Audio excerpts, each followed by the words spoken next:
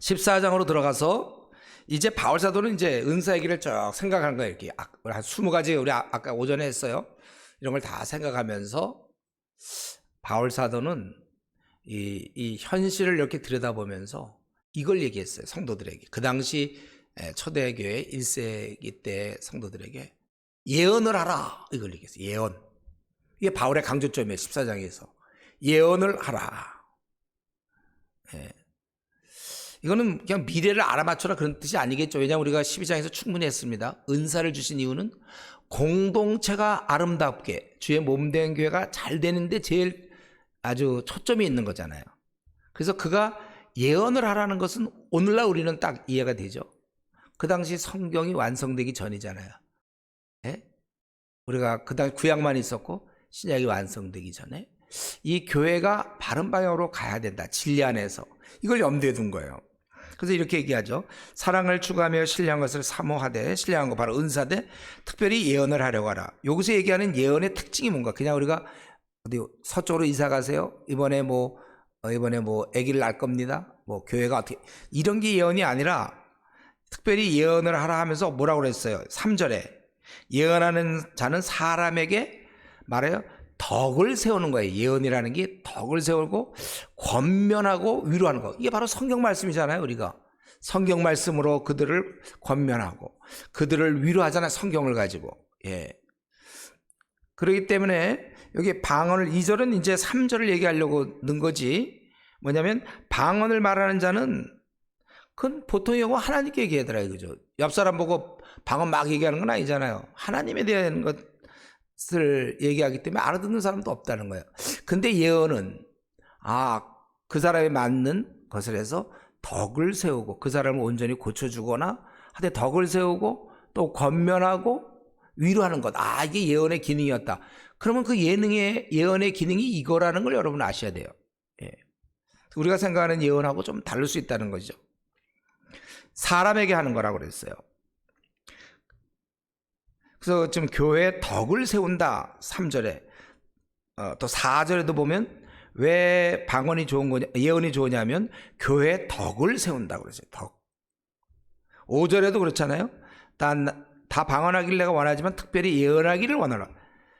예언, 왜냐하면 방언은 교회의 덕을 세우지 못하고 예언하는 자만 못하면, 교회의 덕을 세우지 못하면. 예.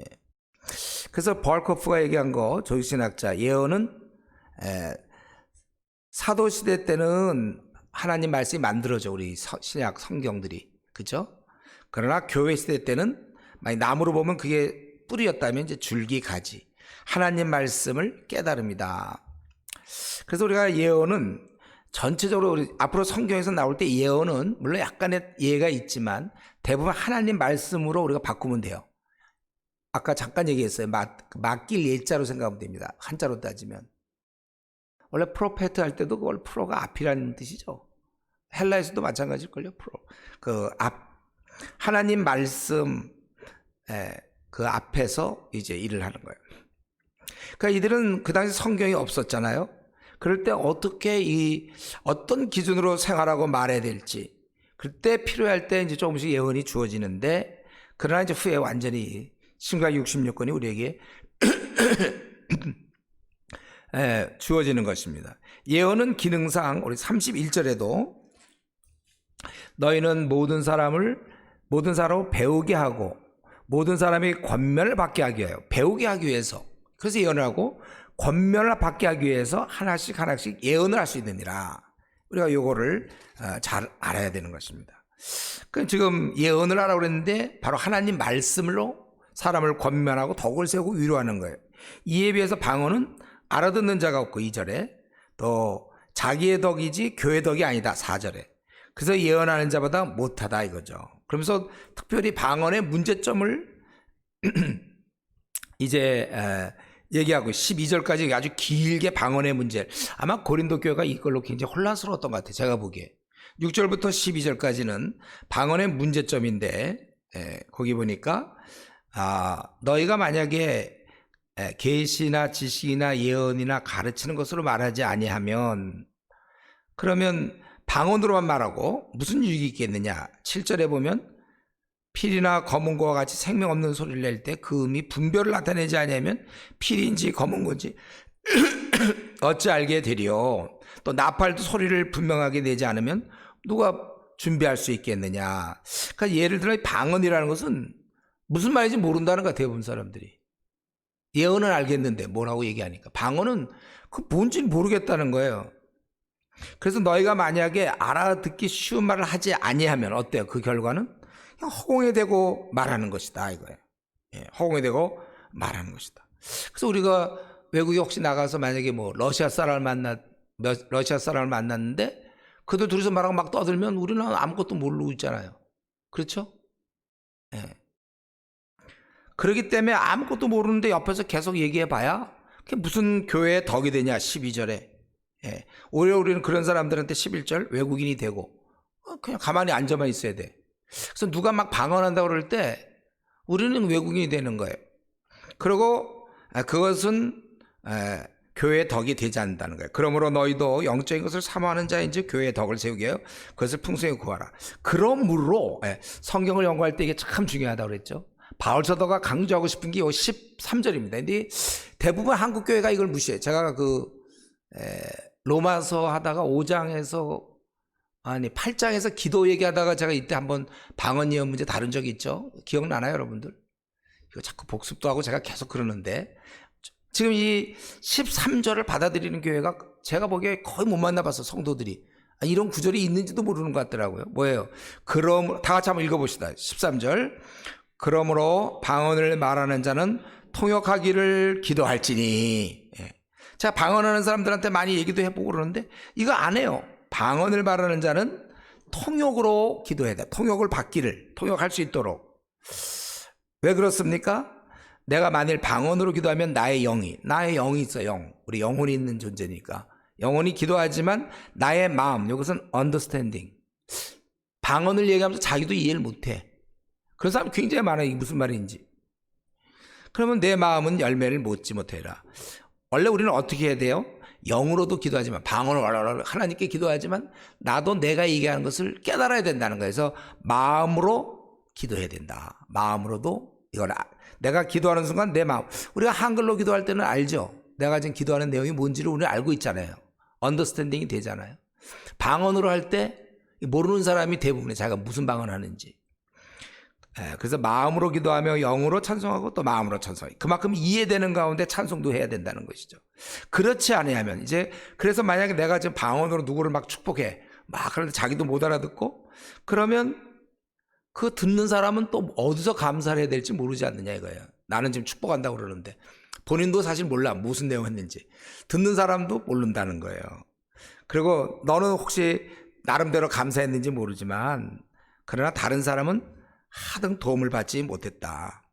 이 말은 내가 방언을 깎아내려고 한 건 아니다. 18절에. 오히려 난 방언을 잘해요. 아마 그의 방언은 통역이 되는 방언이겠죠. 그래서 나는 참 18절 내가 너희 모든 사람보다 방언을 더 말함으로 하나님께 감사하노라.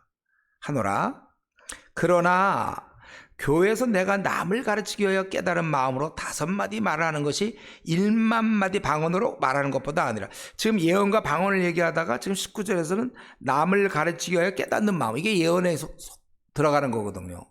그러니까 우리가 예언이라는 게 이게 분명하단 말이지 이런 거. 근데 여기서 뭐라 그랬어요? 남을 가르치기 위하여 깨닫는 마음으로 5마디를 해주는 거. 목사들이 지금 그런 거 하는 거잖아요. 우리 목회자들이. 이게 1만 마디의 방언보다 낫다는 것입니다. 그러니까 여러분들이 차라리 방언을 못 받아도 괜찮아요.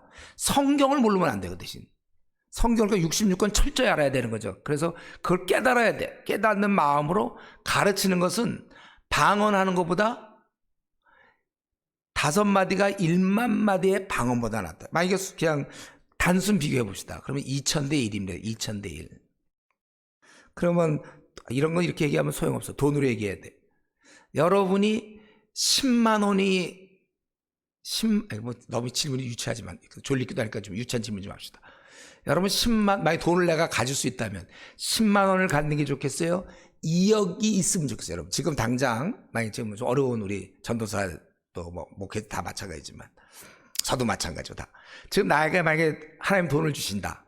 그런데 마음껏 나보고 하면서 너 10만 원 가질래? 2억 가질래? 그럼 뭐 선택하겠어요, 여러분들? 졸리우니까 한번 얘기해 보세요. 그냥 당연히 아는 거지만 2억이겠죠? 네, 그 정도 차이예요. 10만 원과 2억의 차이. 그래서 나는 방언도 못 하는데요. 그건 10만 원. 근데 2억을 못 하면 안 되지. 2억. 가르치고 분명히 네가 남을 가르치기가 깨달은 마음으로 다섯 번. 그래서 PBS를 하는 이유가 제가 말씀으로 다 깨닫는 거예요. 제가 30살 넘어서 로마서 연구하다가 얼마나 많은 깨달음이 있었는지 정말 내가 그때 많이 깨달았거든. 그래서 그때 가르칠 수 있어요. 로마서도. 지금 이 고린도전서도 수없이 공부하고 또 공부하고 또 공부하니까 내가 깨닫는 거를 가르칠 수 있고 사람들한테 가르칠 수 있고 깨닫는 마음으로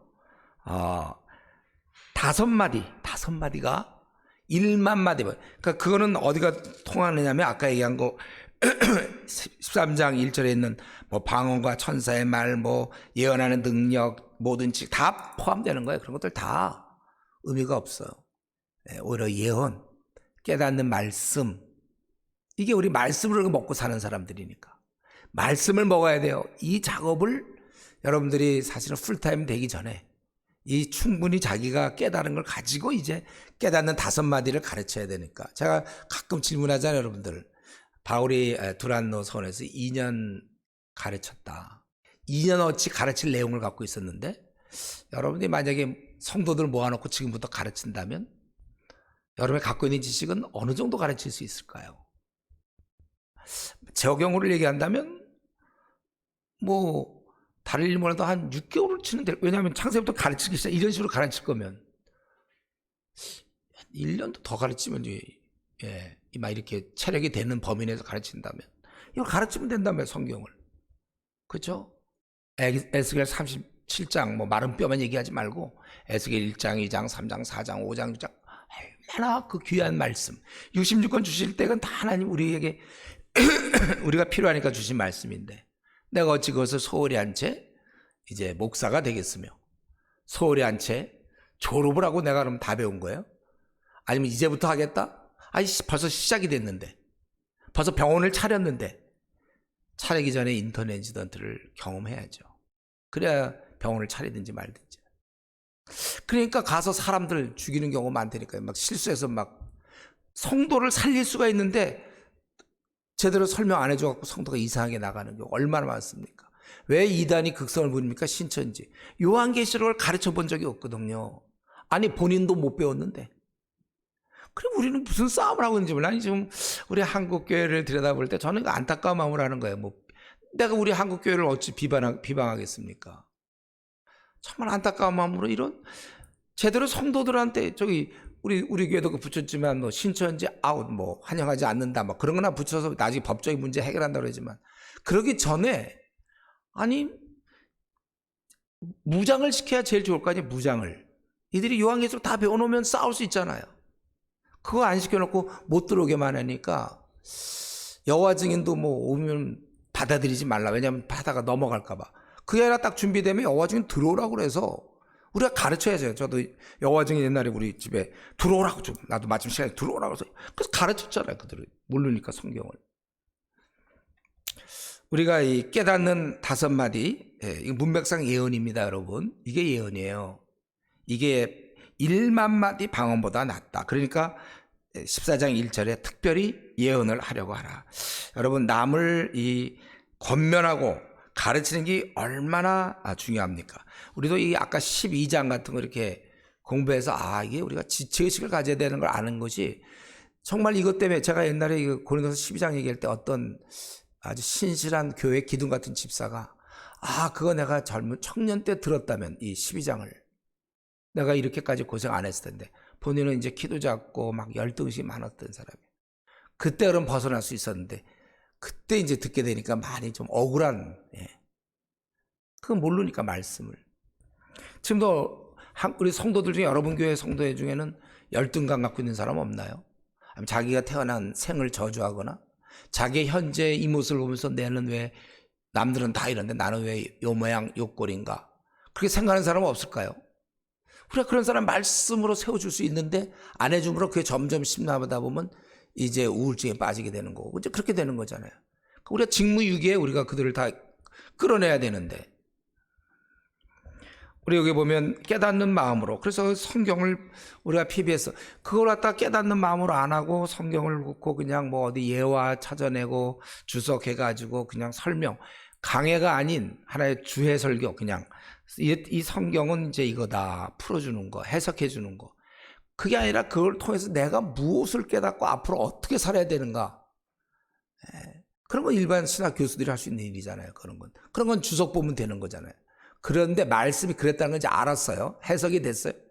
그래서 그 말씀대로 나는 어떻게 살며 여러분들은 어떻게 살 건가, 이 적용이 나와야 그게 깨닫는 5마디지. 주위에 그 사람들 그러면 다 주석 사주죠. 뭐 다 대학 나온 사람들 많은데 다 읽을 수 있는 거고. 우리가 해야 될 역할은 그런 거 해석, 왜 헬라어 히브리어도 공부합니까? 해석을 잘해보려고 정확히. 그 다음에 중요한, 그래서 내 삶은 이제 이 말씀에 비추어서 어떻게 순종하며 살 것인가, 이 말씀대로 살 것인가. 그래서 그 깨달음 가지고 성도들에게 우리가 이렇게 합시다, 우리가 감사하는 사람이 되라 했으니 감사합시다, 뭐 이제 우리가 그렇게 얘기할 수 있어야 되죠. 우리가 이런 면에 있어서 항상 기억해야 되고, 여기까지 이제 이해가 됐다면, 사실 여기서 뭐 제가 보기에 19절 거기 교회에서 네가 남을 가르치게 깨달은 마음으로 5마디 말을 하는 것이 1만 마디 방언으로 말하는 것보다 나으니라. 뭐 여기까지 하고 제가 보기엔 그냥 이제 15장으로 넘어가도 뭐 큰 문제는 없어요. 이게 이제 중요한 얘기 다 한 거죠. 그런데 이제 바울 사도가 뭘 얘기하고 있냐면 이제 이 방언과 예언에 대한 것들, 이제 그런 갖고 있는 문제들을 이제 좀 정리해 주는 거예요. 큰 흐름은 지금 19절까지 해서 끝났어요. 예언을 하려고 해라. 하나님 말씀을 깊이 깨닫도록 해라. 이거예요. 왜냐하면 그건 우리의 본질이고, 은사는 그렇게 해서 깨달은 사람들을 세워주는데 하나의 필요한. 그래서 방언에 그러면, 방언은 왜 있는 거냐? 형제들아, 너희들 우선 좀 장성한 사람 좀 되라. 장성한 사람. 그러면서 이 뭐라고 그랬냐, 방언에 대해서는. 이거는 왜 방언을 주셨냐? 주께서 이르시되 내가 다른 방언을 말하는 자와 다른 입술로 이 백성이 말할지라도 그들이 여전히, 여기서 포인트는 여전히죠. 그들이 여전히 듣지 않는다는 거. 하도 안 들으니까. 그래서 이목 집중을 위해서, 혹은 어떤 좀 갑자기 좀 이렇게 경계하라고 하나님께서 외국어를 사용하신다는 거예요. 그래서 내가 다른 방언으로 말하는 자와 다른 입술로 이 백성이 말할지라도 그들이 여전히 듣지 아니라. 오직 안 들으면 하나님이 아예 내 말 못 알아듣냐 하면 다른 말로 하겠다, 이제 그런 말씀이죠. 그러므로 이게 중요해요. 그러므로, 그러나, 뭐 이게 중요하다고 그랬죠. 우리가 이해하고 있다면 21절을 제대로 이해하는 사람은 바로 뭐냐면, 그러므로 방언은 믿는 자들을 위하지 아니하고 믿지 아니하는 자들을 위하는 표적입니다. 그래서 여기서 그 믿는다는 것은, 이거는 불순종한 자를 가르치는 거예요, 여러분. 왜냐하면 21절의 얘기가 나와서 그러므로 방언은 믿는 자를 위하지 아니하고, 이 말 속에서는 이게는 지금 어떤 신자 불신자를 얘기하는 거가 아니라는 걸 알 수 있죠. 우리는 이 앞에서 그들이 여전히 듣지 않는다고 그랬잖아요. 그래서 방언 얘기한 거다. 그래서 방언이라는 것은 순종을 잘하는 사람 때문에 한 게 아니라 순종하지 아니하는 자를 위한 표적이다. 그거야. 불순종하는 자를 위한 표적. 이해되죠? 예언은 믿지 아니하는 자들을 위하지 않고, 여기서는 바로 그거예요. 어떤 성도들, 믿는 자를 위함이라. 그러므로 온 교회가 함께 모여 다 방언을 말하면 알지 못하는, 여기서 알지 못하는 자나 믿지 않는 자는 바로 불신자를 여기서 얘기하는 거죠. 그들이 들어와서 이 사람들 미쳤구나. 그래서 그때 막 처음에 방언 있을 때 저들이 새술에 취했다고 조롱도 하고 막 그랬잖아요. 미쳤구나. 막 이상한 소리 하니까. 예를 들면 막 들어왔는데 발설을 끼락끼락 서로들 막 이러면 돌았나 이런단 말이에요. 그러나 예언을 하면, 다들 이게 하나님의 뜻을 막 밝히고, 또 어떤 사람에 대해서도 얘기할 수 있고, 상황에 대해서도 얘기할 수 있고, 그러면 믿지 아니하는 자들이나 알지 못하는 자들이 들어와서 책망을 들으며 하나님 말씀에서 당신 그렇게 생각하라, 이런 말씀을 통하여, 그래서 그 마음에 숨은 일이 드러나게 되므로 오히려 이것이 하나님 말씀을 잘 듣다 보면 그들이 하나님을 경배하며 경외하게 된다, 그 뜻이에요. 그렇기 때문에 이 예언이라는 것, 하나님 말씀은 어디까지 가야 되냐면 마지막으로 하나님을 경외하는 데까지 가야 돼요. 그래서 설교라는 건 성도를 위로하는 걸로 끝나면 안 된다는 거죠. 오늘날 한국교회가 하는 것처럼. 그들이 죄를 회개해야 돼요. 하나님 말씀을 듣고. 그리고서 숨은 일이 다 그들이 깨닫고 하나님을 경외하도록. 예. 이런 게 하나님 말씀 예언인데 이제 어디 이사 가고 안 가고 뭐 앞으로 재앙이 있을 거며 뭐 이런 거는 너무나 이 하나님의 말씀이 고린도전서를 완전히 동떨어진 이제 그런 거잖아요. 그리고 여기서 우리가 알아야 될 것은 방언이라는 것은 이목 집중의 기능이 있었구나. 물론 오순절 때는 좀 달라요. 오순절 방언은 좀 다른데 이따 좀 더 설명하고 그러나 그렇지만 그래서 본인은 깨닫지 못해 그것을 외국인이 되는 거죠. 그래서 이것을 이제 실제로 26절부터 제가 생각할 때 오늘 33절까지만 할게요. 왜냐하면 그 다음 문제는 질서에 대한 문제인데 오늘 어차피 오늘은 주로 은사 문제만 하기 때문에 하고 이건 다음 주에 어차피 그 15장 부활장이 굉장히 중요하니까 그거랑 덧붙여서 다음에는 우리가 15, 16장만 하면 되니까 그때 시간이 있으니까 더 33절이 그 여자들이 교회에서 잠잠하는 이런 문제는 조금 다뤄야 되니까 다음 주에 그건 하겠고 자 그러면 26절부터 33절까지는 이제 요 방언과 예언이 현재 이루어지고 있기 때문에 그거에 대한 사용 어떤 그런 방법을 얘기하는 규칙을 얘기하는 것이죠. 그런즉 형제들아 26절 어찌할까 너희가 모일 때에 각각 찬송시도 있으며 가르치는 말씀도 있으며 계시도 있으며 방언도 있으며 통역함도 있나니 모든 것을 덕을 세우기 위하여 그만큼 교회의 덕이 그렇게 중요해요. 우리 바울사도의 관점에서 교회에서 덕을 세워야 된다. 그래서 만일 누가 방언으로 말하거든 두 사람이나 많아야 세 사람 정도 너무 방언으로만 해도 안 되고 하고 한 사람이 통역해야 된대요. 이게 교회 규칙입니다. 누가 혹시 방언을 할 우리 무슨 모임에서 무슨 수련회 가는데 어떤 시간에 있어서 누가 혹시 방언을 하게 된다면 통역하는 사람이 있어야 돼요. 만약에 근데 통역하는 사람이 없으면 어떡할까요? 그러면 교회라는 공동체에서는 절대로 방언하면 안 돼요. 잠잠하고 자기와 하나님께만 말할 것이다. 요거예요, 방언은. 그래서 교회에서 있잖아요. 어떤 교회, 우리 교회도 그랬는데 누가 와서 막 방언으로 막 기도해요. 그럼 이제 가서 제가 잠잠하라고 그래요. 집에 가서 하시고 아니면 통역을 세우든지. 이 성경의 원칙에 이게 만약 28절 우리 다 같이 한번 읽어봅시다. 28절 만일 통역하는 자가 없으면 교회 잠잠하고 하나님께 말할 것이요. 이걸 좀 지켜야 돼요. 막 무턱대고 어디 가면 막 방언들 막 하는데 우리 교회 공동체에서는 그런 법이 없는 겁니다. 그리고 예언하는 자는 또 마찬가지예요. 둘이나 셋이나 말하고 그렇게 뭐 하루 종일 막 그렇게는 안 해요. 하나님께서 우리의 수용 또 우리의 능력이 다 있기 때문에 그때 필요한 말씀 좀 몇 가지 이렇게 하시는 거죠. 둘이나 셋이 말하고 다른 이들은 분별할 것이요. 왜냐하면 분별이 가능한 것은 지금까지 자기들이 하나님 앞에서 배운 거 있잖아요. 그런 교훈과 부합되는지 그리고 순서대로 해서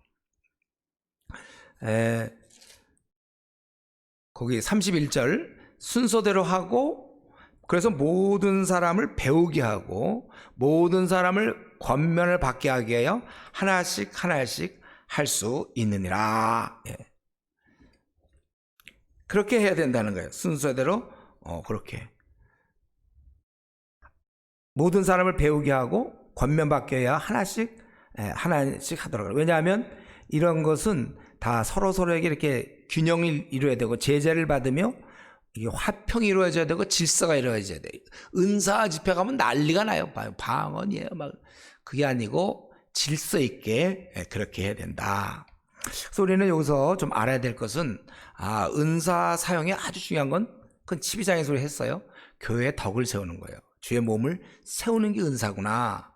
그래서 위로부터 온 방언이라도 혹은 예언이라도 교회의 덕을 깨칠 수 있어요. 근데 어느 게 더 중요한가? 차라리 조금 몰라서 딴청을 하고 뭐 통역이 안 될 망정 교회의 덕을 깨뜨려서는 안 되는 겁니다. 교회 덕이 이렇게 중요한 거예요, 여러분. 그리고 이런 것을 잘 우리가 분별해야 돼요. 그래서 지혜의 장성한 자가 되라 20절에 형제들아 우리 이런 것에 장성한 자가 되라.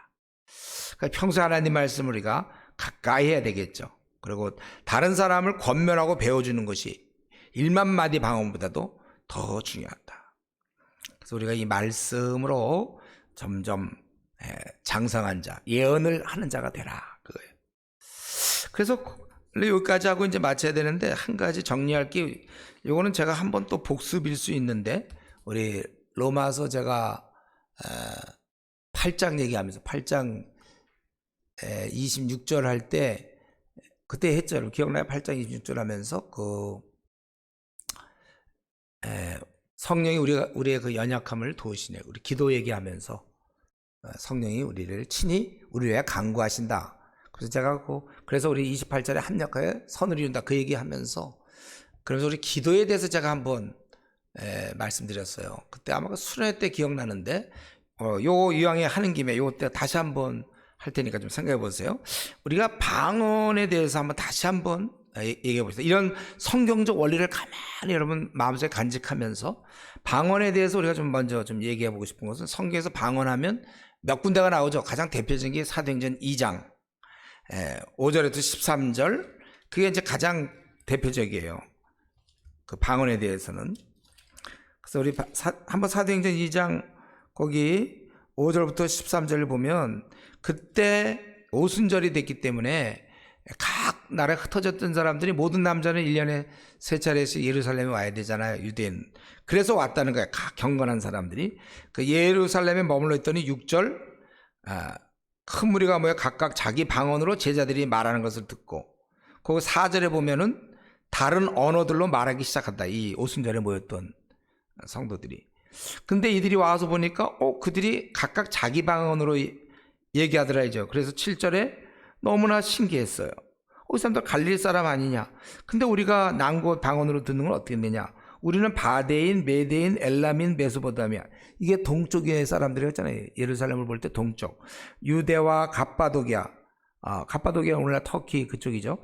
본도와 아시아와 부르기와 밤빌리아, 이건 다 북쪽이잖아요. 북쪽. 애국과 및 구레네에 가까운 리비아, 이건 남쪽이에요. 또 로마로부터 온 나그네, 곧 유대인과 유대계도 서쪽에서 왔어요. 그러니까 동서남북에서 다 왔죠. 그레데 사람들도 서쪽이죠. 아라비아는 동남쪽인데 이렇게 다 왔단 말이에요. 우리가 그렇게 멀리서 왔는데 어떻게 우리가 지금 쓰고 있는 언어로 듣는 게 어떻게 되느냐. 그러니까 이런 걸 통하여 이제 하나님의 크심을 드러내고 전도의 그런 방식이 되는, 전도가 되는 것이죠. 이들은 11절에 하나님의 큰 일을 들었다고 했어요. 그러니까 이 방언은 바로 통역이 되는 방언, 바로 자기들의 언어가 되는 거. 그리고 이제 또 나오는 게 사도행전 10장 46절에 고넬료 때 방언인데 마찬가지입니다. 이걸 다 그때 알아들었고 하나님의 높임을 들었어요. 이때는 통역이 필요 없는 그런 거였어요. 근데 이제 점점 지나면서 이제 통역을 하나님이 따로 두셨죠. 그래서 방언이 있고 방언 통역함이 있다고 우리 아까 고린도서 12장에서도 얘기했어요. 그래서 여러분 우리가 근데 알아야 될 건, 방언에 대해서 우리가 이제 좀 정리할 거예요. 제가 이거 일일이 다 못 썼는데 좀 방언은 언어라는 사실을 아세요. 언어, 하나님을 높이는 언어다, 이 정도 우리가 안 하고. 그래서 아마 내가 방언을 할 때 이게 언어이기 때문에 이 지구상에 있는 언어일 거예요. 알아들을 수 있는 언어. 그래서 이게 누군가는 이런 언어를 쓰고 있겠구나, 지구상에. 우리가 방언할 때 그런 생각을 좀 할 거예요. 그런데 우리가 좀 조심할 거는, 방언 중에 이런 방언이 있다고, 뭐 절절절 랄랄랄랄랄랄랄랄랄랄랄랄랄랄랄 한번 기도한가 보세요. 근데 그거는 언어예요. 랄랄랄라가 언어가 될 수 있나요? 하나님의 높임을 드러내려면 하나님이 이런 비천한 자를 위하여 독생자 예수 그리스도를 보내주셨으니 얼마나 크신 사랑인가, 주를 찬양합니다, 뭐 이런 이제 내용이 되겠죠 아마. 방언으로. 그래서 뭐 중국어로 하면은 뭐 어떻게 뭐 이제 하고, 우리나라 사람 만약에 서양 사람인데 우리나라 방언을 혹시 한다면 방금 이런 식으로 얘기를 했을 것이고. 근데 랄랄랄라를 어떻게 그런 걸 표현할 수 있냐 그 말이죠. 중국어가 사성이에요. 사성. 뭐 이러면 그거 할 때마다 다 뜻이 달라져요. 중국어 처음 배울 때 그거 하잖아요. 그는 하나의 말인데도 그 성조에 따라서 막 4가지 뜻이 가능해. 그래서 어렵죠, 중국이. 그런데 어떻게 그 랄랄랄라가 랄 하나가 성조가 한 제가 보기엔 한 30까지는 돼야 랄랄랄라가 방언이 될걸요. 왜냐하면 랄랄 하면 랄은 뭐 감사, 랄은 뭐 하나님, 랄은 뭐 우리 뭐 용서는 뭐 이게 성조에 따라 달라야 된단 말이에요. 랄랄랄랄랄라 하는데 그게 어떻게 뜻 있는 단어가 되겠습니까? 언어가 됩니까? 그건 있을 수 없어요. 졸졸졸졸졸. 제가 옛날에 청계산 기도니까 가서 기도 좀 하는데 누가 앞에 졸졸졸졸 뭐 하십니까? 시냇물 방언이라는 거예요. 졸졸졸졸졸. 그런 게 성경에 어디 있어요? 그런 거는요. 또 어디서 제가 이전에 청년 때는 그땐 방언 열풍이 불어갖고 방언을 배워주던 사람이 있어요. 그래서 렐루야 렐루야 렐루야 뭐 하다가 뭐 코카콜라 뭐 이런 식으로. 근데 방언을 여러분 그러니까 고린도전서 12장은 뭐예요? 성령이 주권적으로 주신다고 그랬는데 배우는 게 말이 됩니까? 제가 이전에 전도 시절에 그 육군사관학교 거기 이제 생도들 돌보기 위해서 육사에 가서 했는데 그때 그 자체내 이제 생도 부흥회를 했는데 어떤 유명한 목사가 와가지고 막 방언을 갖다가 그냥 막 따라하라고 그러면서 막 얘기하고 막 그러더라고. 그러니까 애들이 금방 다 방언들 해갖고 막 마귀가 장난치는 것 같더라. 그 귀한 시간에 하나님께 기도를 해야 되는데 그냥 라라라 막 그러고 있으니까. 은사를 배운다는 건 성경 어디에도 없습니다. 주시는 거예요. 그래서 어떤 경우 이런 경우 있어요. 그러니까 막 방언하면 혀가 풀리는 걸로 생각해갖고 여러분 열심히 한번 해보세요. 기도 막 한참 하다 보면 소리 내서 하다 보면 나중에 혀가 좀 풀리잖아요. 그럴 땐 막 아무렇게나 얘기하고 싶을 때가 있어요. 기도하다가. 그래서 기도하다가 어떤 사람 막 기도 한참 하다가 그냥 입이 풀리니까 할라베실레 그러면서 자기 혼자 그냥 우리가 누구나 다 할 수 있으면 이런 능력은 할라베실레 클라베실레 홀라베실레 칼라베실레 아무렇게나 훌라라베 막 이런다고요. 그게 이제 그때 제가 수련 때도 얘기했지만 그런 경우가 하나 있어요, 여러분들. 그게 옛날에 그 개그 콘서트에 그 심연섭이라는 개그맨이 그 서바나 추장인가 뭐 그런 거 보면 그게 나와요. 사바나 추장인가 뭐 그래갖고 이제 막 한참 떠들다가 제 추장이래. 자기가 추장, 사바나 나라의 추장인데 자 그럼 주문을 외워보겠다. 그러고선 갑자기 이러다가 할라비르샬베 막 이러면서 끝나는 거예요. 그게 심연섭 버전. 오늘날 기도원 가보면 많아 그런 사람. 레레설비교설비. 근데 그 말도 쟤도 지루하니까 또 중간에 한국말도 했다가 또 막 했다가. 그래서 우리가 제일 좋은 건 혹시 그게 진짜일 수도 있잖아요. 그게 진짜 안심이 되는 방법은 통역이 되면 돼요. 그래서 여러분들이 이제 혹시 우리 중에도 이제 방언하는 사람이 있죠. 그런 경우는 제일 좋은 건 통역을 구하면 돼요. 다행히 요즘 스마트폰에 녹음 기능이 있으니까 이렇게 우리가 자기가 이걸 해보는 거예요. 좀 자기가 혹시 방언하는 걸 한번 녹음해 보세요. 그러고서 끝난 다음에 들어보세요. 그게 좀 약간 무슨 언어 같은가? 아니면 자기가 되는 대로 얘기하는지.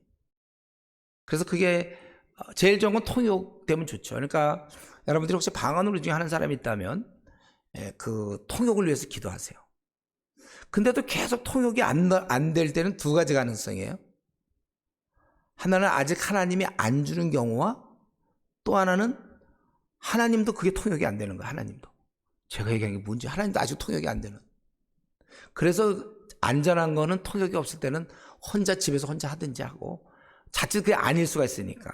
그리고 만약에 통역이 그게 진짜 방언이 아닌 그런 거라면 우리 그렇지 않아도 기도 시간 짧은데 지금 이제 뭐 자기 결혼을 위해서도 기도해야 되고 사역지를 위해서도 기도해야 되고 돌보는 사람을 위해서 기도해도 1시간이 모자라는데 괜히 방언 기도한다고. 근데 그게 방언이 진짜가 아니면 시간만 괜히 낭비하는 거죠. 그거는 지금 주님께 차라리 한국말로 해서 간구하면 참 좋아요. 왜냐면 응답 있잖아. 우리는 지금까지 너희가 내 이름으로 구하지 않았으라 구하라. 그러면 내가 응답하리라 그랬잖아요. 들어준다고. 그 기도를 해야 되는데 본인도 그럼 왜 기껏 기도원에 와갖고 마음 잡고 하나님께 좀 충분히 기도할 거를 그러고 있는가. 이런 면에서 참 마귀의 역사에 그런 게 참 너무 그냥. 그리고 평소에 그 사람은요, 그렇게 하던 사람은 정말 하나님 앞에 1시간 2시간도 자기 한국말로 잘 못해요. 조금만 하면 기도가 다 떨어져요. 그러니까 막 그냥 알라벨라 이런 사람들 많다고요. 자기 혼자 도취돼서. 이런 것을 성경에서는 패하고 이런 것들을 아주 조심시키고 다스리고 있는 거예요. 그래서 질서를 지키도록. 예언에 대해서 좀 얘기한다면 사도들과 선지자는 더 이상 이제 교회에 없죠. 사도는 끝이죠. 그 당시로. 더 이상 없는 거예요. 왜냐하면 왜 필요 없습니까? 성경이 완성됐기 때문에. 그리고 만약에 사도가 계속되고 있다면 사도들은 성경을 쓸 수 있는 자격이 있는 사람들. 그럼 계속 앞으로도 했을 것입니다. 그래서 바로 그 은사 중에는 지금 없는 게 있죠. 예. 그래서 바로 그 이제 뭐냐면 우리 고린도전서 12장 28절에 보면 28절 29절에 우리 고린도전서 아까 28절 29절에 보면 거기 막 얘기하면서 서로 한번 잘 보세요. 28절 사도 선지자 교사 능력 행하는 자 병 고치는 자 서로 돕는 것 다스리는 각종 방언 다 사도겠느냐 선지자. 여기 이상이 예언이 빠져 있죠. 아까 우리 8절 9절에서는 예언함이 나왔는데 여기선 예언이 빠져 있어요. 예. 그리고 로마서 12장 6절 8절에도 예언이 제일 먼저 나오잖아요. 지금 이 예언이 빠져 있다는 얘기는 또 12장 아까 8절 9절에서는 예언이 나올 때는 사도 선지자가 없었어요. 무슨 말이냐 하면 이 예언이나 사도 선지자를 동일하게 본 거예요. 그래서 선지자 사도가 나올 때 예언이라는 걸 또 쓰면 중복이 되니까. 그래서 우리 본문에도 보면 선지자 사도가 나올 때 예언이 안 쓰이고 또 예언이 나올 때는 선지자 사도가 빠지는 거예요. 예언이라는 것은 결국 하나님 말씀을 예언하는 것이죠. 근데 여기서 이제 우리가 조금 조심할 거는 성경에 보면 이런 실제적인 예언이 있단 말이에요. 사도행전 11장 27절 28절은 아고보가 나타나서 흉년된다고 얘기했죠. 그리고 사도행전 21장 10절에서 11절 보면 바울에게 예루살렘 가면 결박당한다고 그랬어요. 실제로 그랬죠. 예루살렘 가서 결박당했어요. 또 사도행전 21장에 보면 빌립의 딸들이 예언한다고 되어 있습니다. 또 사도행전 27장에 보면 바울이 너희들 이제 다 살 수 있다. 그 난파된 배에서 지중해에서 그거 나오죠. 다 너희들 살 수 있다. 이거는 이 하나님께서 아가보 또 빌립의 딸들 그리고 바울과 같은 1세기 신자들이 소유하고 있었던 예언의 능력을 지금까지 주셨다. 그것은 매우 의심스럽다. 이 로버트 토머스 무디 바이블 인스티튜트에 있던 그분의 성령의 은사들 여기 보면 이제 그런 바에 나오는데 사도 선지자가 더 이상 계승이 안 되잖아요. 그렇죠? 그렇다면 예언도 계승이 안 돼야 되는 거예요. 왜냐하면 그런 의미에서 계시록 22장 18절에 사도 요한이 쓴 계시록을 예언의 종결로 언급하죠. 더하는 자나 용서받지 못한다. 왜냐하면 이제 그래서 사도가 없어야 돼. 이 땅에는 더 이상 성경이 만들어지면 안 되니까. 그러니까 예언도 없어져야 돼. 왜냐하면 동등한 거니까. 그래서 우리는 우리에게 이걸 믿어야 돼요. 여러분 성경을 가지고 우리가 이 땅을 살아가면서 필요한 걸 하나님 다 주셨다고 우리가 믿어야 됩니다. 그러므로 우리 계시록 전에 간혹 보이던 예언은 계시록이 완성되면서 사도와 선지자들이 더 이 땅에 있을 수 없는 그 이유와 똑같이 종결되었다고 봐야 되는 겁니다. 그래야 우리가 안심할 수 있지. 누가 또 하나님 뜻이 이거 다 자꾸 이렇게 계시받았다 그러면 우리가 믿어야 돼요. 믿지 말아야 돼요. 그래서 우리가 이러면서 존 스토트 목사님이 하신 말씀이 아주 좋아요. 오늘날 성령의 사역 중에 이 말씀하셨죠. 오늘날 교회에 있어서 그의 백성을 하나님께서 가르치시는 방법은 또 새로운 계시에 의해서가 아니라 그리스도와 성경 안에서 완성된 그의 계시에 대한 해석에 의해서 우리를 가르친다. 무슨 말인지 이해되죠? 하나님께서는 그렇다는 거예요. 그러나 그 선지자와 사도는 없었지만은 그 예언의 기능은 계속되대. 기능은 뭐냐면 이렇게 권면하고 배우게 하고 책망하고 바로 그것이 오늘날 말씀 강해자의 역할입니다. 그래서 덕과 권면 위로 깨닫는 5마디 25절에 숨은 일을 드러내고 31절 배워주고 권면하고. 그래서 구약 때 예언자나 선지자들이 하나님을 맡아서 너희들이 이러지 않았느냐? 현재 너희들이 이렇고 미래는 어떻게 된다? 말씀이 이러이러하니 순종하라 회개하라. 아니면 너희들 포로로 잡혀간다. 이제 이렇게 말씀, 하나님의 말씀을 맡아서 전했던 예언자, 구약의 선지자나 신약의 말씀 강해자나 같은 거예요. 말씀 강해자도 하나님 말씀 이제 문서로 주어졌지만 이걸 가지고 전하는 것입니다. 그래서 하나님 입장에서는 히브리서 1장 1절 2절에 보면 이제 여러 모양과 여러 말씀하시던 하나님께서 아들을 통해 마지막에는 아들을 통해 말씀했다고. 우리 한번 히브리서 한번 보세요. 히브리서 1장에 보면 그렇게 나왔잖아요. 옛적의 선자들을 통하여 여러 부분과 여러 모양으로 우리 조상들에게 말씀하신 하나님이 이 모든 날 마지막에는 아들을 통하여 우리에게 말씀하셨어요. 이제 마지막 날은 이제 아들을 통해서 얘기했고 그 통해서 얘기한 게 바로 성경 아닙니까? 근데 지금도 아직도 여전히 이상한 계시가 있다고 얘기하는 것은 성경을 더하는 거예요. 그거는 요한계시에서 경고했던, 무엇 때문에 지금 또 주셔야 돼? 이미 다 완성을 시켰는데, 예수님 통해서 다 말했는데. 그래서 우리가 이런 면에 있어서 좀 더 좀 분명하게 우리가 좀 해야 되고, 그리고 한 가지만 더 여기서 추가할 거는, 로마서도 말씀드렸지만 이런 방언 문제와 또 한 가지가 이제 대적 기도라는 게 또 있어요. 대적 기도. 갑자기 기도하다가 내 마음을 살랑케 하는 마귀는 물러갈지어다 막 이런 거.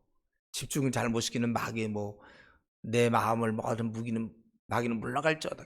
기도하다 말고 그렇게 대적 기도를 하는 사람들이 있어요. 근데 난 그 사람들한테 묻고 싶은 것은 마귀를 봤습니까? 내가 마귀를 본 사람 이런 얘기도 들어봤지만 마귀를 봐서 지금 물러가라고 그러는 거예요. 자기 안에 어떤 집중이 안 되면 마귀는 물러갈지어다 막 이런다고요. 내가 보기에 그러려면 자기가 물러가면 돼요. 자기가 그 전날 괜히 영화 보고 그 잡념 생기고 아니면 걱정하지 말랬는데 걱정 생겨서 기도하다가 자꾸 이런 걱정 아니면 또 저런 재밌는 거 떠올리면서 집중이 안 되니까 물러갈지어다 그러면, 더구나 지금 기도는 주님 앞에 하고 있잖아요. 그분 앞에서 지금 대화하다 말고 갑자기 물러갈지어다 그러면, 만약에 이게 상상으로 생각한다면, 그럼 그거 하나님 보고 갑자기 하나님 앞에서 물러가라 그러는 거나 비슷하잖아요. 오늘 마귀를 봤을 때 그럼 그때 우리가 축사는 있어요. 축사. 귀신 들린 자는 거 쫓아내는 건 맞는데 자기 기도하다 말고 갑자기 물러갈지어다 이런 게 어디 있어요? 그런 기도가 성경 어디 있나요, 여러분? 성경 없는 게 이상하게 유행이 돼가지고 기도원을 중심으로 막 방언 이상하게 나가고 또 예언도 너 이렇게 안 하면 사망이야 막. 실제로 어떤 목사가 나한테 그런 얘기도 했어요. 실제로 어떤 목회자인데 기도원 가서 이상한 선지자 같은 사람한테 그런 거 있잖아요. 기도원 가면 여선지자 많잖아요. 기도원에 막 이상하게 막 마음껏 얘기하면 그게 맞는지 안 맞는지 어떻게 알아요? 그게 하나님이 하신 말씀인지 그거 어떻게 합니까? 근데 그 사람들이 성경을 거의 몰라요. 기도는 몇 시간씩 하는지 모르는데. 그런 경우 자칫 잘못하면 성경보다는 자기 생각을 강화할 수가 있어요. 원래 그래서 교회에서 보면 기도 많이 한 사람들이 고집세잖아요. 믿는 구석에 있거든. 난 기도 많이 했다. 하루에 한 3시간, 4시간씩 한다. 그럴 바엔 기도 안 하는 게 나아요. 자기 기도 많이 한 걸 믿으면 안 돼요. 말씀을 믿어야지 그런 걸 믿습니까? 자기 원하는 걸 강구해 놓고서. 그래서 우리는 오늘 이 말씀을 통해서 이 예언, 오늘날 저와 여러분이 이런 사도, 선지자들이 했던 일을 우리가 지금 그 기능을 우리가 맡아서 이제 그들을 교훈하고 책망도 하고 권면하고 깨닫게 하고 우리가 그런 일을 하는 거예요. 무엇을 가지고? 이 말씀을 가지고. 구약시대 때 말씀이 왔을 때 하는 것처럼 똑같이. 그러니까 여러분들이 사실은 이 머릿속에 아주 늘 얘기하지만 이 말씀을 머릿속에 넣어야 돼요. 이 머릿속에 들어가서 이 들어온 걸 가지고 깨달아 갖고 가르쳐, 이걸 소화시켜서 가르쳐야 된단 말이죠.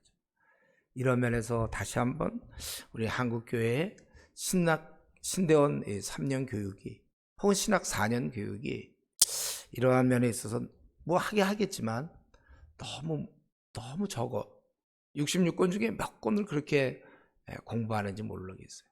우리가 이런 좀 안타까운 현실이니까 저 여러분 마음에 꼭 품고, 아직 저는 이제 나이가 많아서 계속 이렇게 할 수는 없지만 여러분들은 아직 좀 저보다는 젊으니까 건강할 때, 제가 어제 설교하다가 얼마나 목이 아픈지 몰라요. 옛날에는 이제 목을 제가 사약하다가 목이 이제 그렇게 됐다 그랬잖아요. 옛날에 하루 종일 아침부터 저녁까지 할 수 있어요. 마음만 먹으면 제가 그렇게 실제 그런 적도 있어요. 로마서 끝내자 오늘. 그래갖고 아침부터 쭉 하고 저녁 때쯤 되면 로마서 다 끝나고 한 그 10시간, 12시간이면 되거든. 중간중간 잠깐 쉬면서. 지금은 이제 뭐 벌써 오늘도 벌써 이게 약간 힘든데 서 있기가. 그러니까 아직 목소리 괜찮을 때 여러분들. 그러니까 빨리 끝내고 66권을 빨리 끝내보세요 여러분. 이거 일주일에 한 장씩 할 때 23.5년 걸리니까 일주일에 한 장 할 생각하지 말고 신대원 시절에 좀 많이 해놓으면 좋은데 한 33권이라도 우리는 41권 지금 목표로 하고 있지만은 많이 해놓고 목회할 때 꼭 설교 반 장씩 해서 빨리빨리 안 한 거 중심으로 하세요. 그래서 66권을 여러분 다 해서 거기서 깊이 묵상하고 깨닫고 그래서 이번 주일날 설교한다면 월요일부터 내가 이미 공부해 놓은 거를 계속 묵상해서 깨달음을 가지고 5마디를 얘기하는 그러한 목회자. 오늘도 이 14장에서는 결국은 뭐 방언, 예언, 막 은사 얘기하는 것 같지만 핵심은 깨닫는 5마디를 할 수 있는 그런 사람들. 우리가 그런 사람이 되도록 한국을 그래 그 말씀으로 인한 부흥이지 무슨 다른 뭐 병 고치고 무슨 해서 그래봐야 그 사람들 또 그거 없어지면 다 떠나버리고 말고 견고하질 않아요. 우리는 계속 말씀의 그런 강해 설교자들이 될 수 있도록 더욱 분투하는 우리 교육자, 동역자 되기를 바랍니다. 이 시간 우리 같이 한번 잠깐 기도합시다. 우리 아까 오전에 살펴본 우리 그 은사와 관련해서 또 내가 행여라도 우월의식이나 열등의식은 나한테 없고 나는 지체의식으로 내가 살아가고 있는지 그리고 지금 이 말씀 예언의 말씀 내가 해야 될 일이 바로 깨닫는 5마디를 가르쳐서 그들을 교훈하고 책망하고 이런 일을 내가 해야 되는데 하나님 내가 이 말씀에 더 관심을 내가 무지합니다. 다 이제라도 말씀 부지런히 깨달아서 깨달은 말씀으로 그들의 잘못을 드러내고 권면도 하고 성경대로만 내가 하고 이 어지러운 지금 은사주의 막 은사가 막 난무하고 교회에서 막 방언이 막 터지고 막 이러는데 성경대로 내가 하겠습니다. 우리 한번 같이 마음을 정해서 기도하도록 합시다. 제가 기도하겠습니다. 하나님 아버지 우리 한국교회를 보시옵소서. 정말 이 말씀을 때에 따라 창고에서 꺼내고 때에 따라 전할 그런 말씀 강해 설교자가 심히 드문 가운데 있습니다. 깨닫는 5마디를 전할 사람들이 많이 부족하온데 아버지시여 우리를 사용해 주시고 우리가 그동안 많이 못했다면 이제부터라도 힘을 다하고 최선을 다하여 목숨을 다하여 말씀을 파고들게 하시고 말씀에 대한 깊은 깨달음을 얻게 하셔서 깨달은 말씀으로 이 어두운 가운데 있는 우리 많은 연약한 성도를 도울 수 있도록 은혜 나눠주시고 말씀대로만 우리가 목회하는 저희들 되게 하여 주시옵소서. 아버지 우리 각자에게 또 주신 환경과 여건 속에서 때로 우리가 열등의식이나 때로 우월의식이 있었다면 주님 다 내어버리게 하시고 우리는 한 가족임을 알고 지체의식을 가지고 남은 생 살게 하시고 또 그런 의식으로 앞으로 목회할 수 있도록 은혜 나려 주시옵소서. 오늘도 신앙의 자유를 주셔서 이렇게 마음 놓고 말씀을 나누게 하시니 감사하고 아버지 원하옵기는 코로나가 속히 종식돼서 우리 마음껏 대면하여 마음껏 하나님 말씀을 전하고 또 전하며 공부하고 또 공부할 수 있도록 은혜를 나려 주시옵소서. 또 우리 다니엘서 이제 4장을 나눌 때 하나님 하늘에 정말 계시를 깨달음을 주셔서 그 말씀이 우리의 양식이 되게 하여 주시고 말씀대로만 우리가 움직이는 저희들 되게 하여 주시옵소서. 감사하며 예수님의 이름으로 기도드리옵나이다. 아멘.